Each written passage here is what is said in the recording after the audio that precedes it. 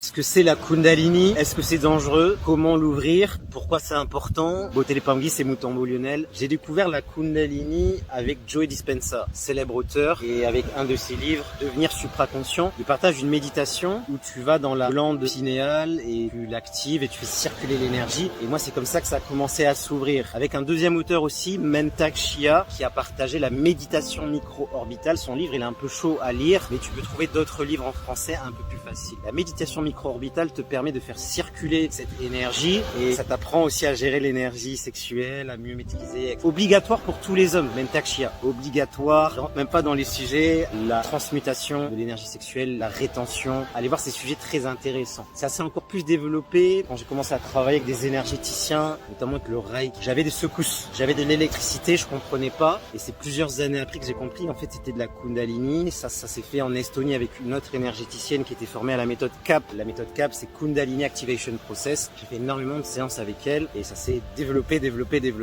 C'est très très puissant. Et aujourd'hui, je l'utilise beaucoup dans l'initiation africaine et égyptienne avec l'école Kimuntu. On utilise la Kundalini à travers notamment la transe totémique. Toutes nos initiations, toutes nos méditations, tous nos soins énergétiques mettent en mouvement la Kundalini, la glande pinéale, l'animal totem, donc la transe totémique. C'est comme ça qu'on fait des voyages. C'est comme ça qu'on va parler dans d'autres dimensions, rencontrer des guides. Ça se fait par la Kundalini. C'est l'énergie de vie, l'énergie aussi sexuelle, l'énergie de création, de créativité. Même Napoleon Hill en parle dans son livre Think and Grow Rich, chapitre 11. Il parle que les millionnaires qu'il a interviewés, ils avaient réussi en maîtrisant leurs pulsions, en maîtrisant leur énergie sexuelle. Donc c'est très intéressant aussi pour les entrepreneurs puisque c'est une énergie pour la loi de l'attraction, la créativité. C'est dangereux si tu le fais en étant mal accompagné et si tu le fais à l'arrache, sans prendre des soins énergétiques à côté, sans un travail sur tous les chakras, sans un travail sur la psychologie, l'aspect, la gestion des émotions. Si tu es instable émotionnel, oui, ça peut être compliqué. Et si tu ne la fais pas circuler